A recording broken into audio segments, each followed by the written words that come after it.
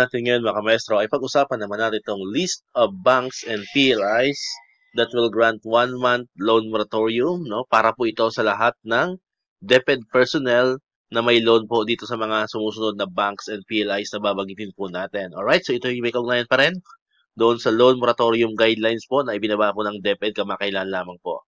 Ayan, so ito po yun, no? Na-post na rin po, no? Ito sa official page po ng DepEd Philippines. Actually, doon po natin kinuha tong screenshot po ng image na ito, no, sa DepEd Philippines official Facebook page. Ayan, nakalagay dyan, magbibigay ng 1-month moratorium para sa lahat ng DepEd personnel. Of course, kung mayroon ka lang naman syempre loan dito na po mga kamaestro, ayan. Ngayon pong darating na January 2025. Ayan. Unahin po natin, ang pinakauna po is Cagsawa Rural Bank Incorporated.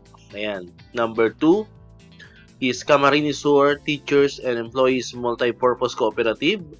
Ayan. Next po is Division Teachers and Non-Teaching Multipurpose Cooperative. Next, pang-apat is Enrile Teachers Multipurpose Cooperative. Pang-lima po is First Imperial Business Bank Incorporated. Next, pang-anim is Iloilo National High School Faculty and Employee Multipurpose Cooperative. Pang-pito po is Innovative Bank Incorporated, a rural bank. Pang-walo naman po is Libacao Development Cooperative. Pang-siyam is Moncayo Public School Teachers, Employees, and Retirees Multipurpose Cooperative. Pang-sampu is Negros Teachers Multipurpose Cooperative. Pang-labing-isa po ay Novo Isihano Teachers Mutual Benefit Association Incorporated. Pang-labing-dalawa po is Pampanga High School Multipurpose Cooperative.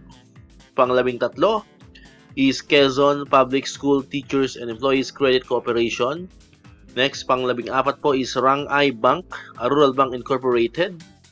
Pang-labing-lima naman po is Romblon National High School Teachers and Employees Multipurpose Cooperative. At ang pang-labing-anim po, panghuli, ay ang Rural Bank of Bambang sa Nueva Vizcaya Incorporated. Alright, so far po, yan po yung 16 or 16, no, na mga financial institution, banks or PLIs na nag-agree po sa DepEd na magkakaroon po ng 1-month moratorium to all DepEd personnel. Ibig sabihin, hindi lamang po yung affected ng typhoon or calamity stricken area declared, po mga kamaestro. Ibig sabihin, lahat po ng members or may loans dito po sa mga binanggit po natin ng mga PLIs, mga banks, no, ay mayroon po kayong automatic na 1-month loan moratorium ngayong darating po na January 2025. So ulitin po natin or remind po natin na ito pong moratorium is optional. If ever hindi po kayo mag-avail or ayaw nyo mag-avail, pwede po kayo magbayad ng inyong monthly amortization at magabayad po kayo over the counter, po mga kamaestro. Alright? So dito ko natatapusin itong ating video ngayon. Kung di ka pa nakakapag-subscribe, click mo ng subscribe button dyan para ikaw yung unang nakapanood ng mga videos na ina-upload natin. At wala to, yung mga updates pa rin about sa loan moratorium and other benefits ng mga teachers and government employees.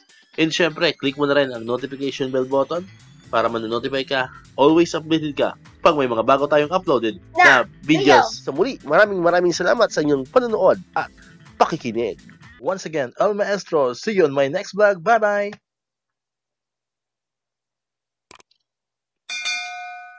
1, 2, 3